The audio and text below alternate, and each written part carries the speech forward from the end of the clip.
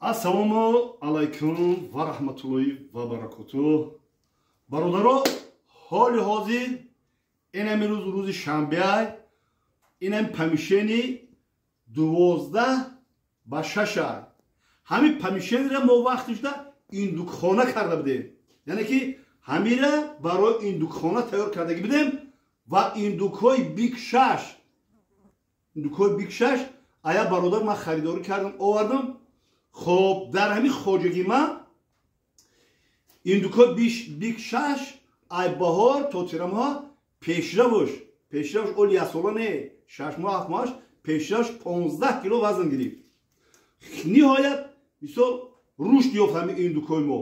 نه که کمتر مشکلات شد، کمتر نافهمی شد، خیلی این دوک پروری ما باز کردیم.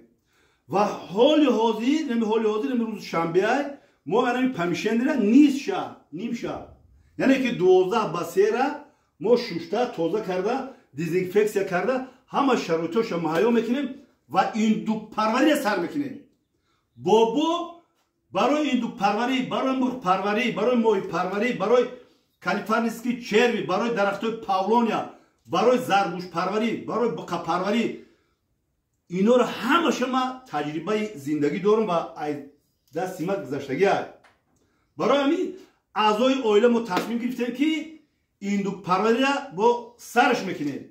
یعنی که در شبکه‌های اینترنتی یک برادر اینویه فرخور خب و نهایت با این دو پروری، با مرغ پروری، با تمام میامی پرنده پروری مشغوله. ما در تماس برآمدیم و گفت که بابا بیا چی نمود این دو که در کاره ما با شما مثلا با نرخ دسترس و میتونم.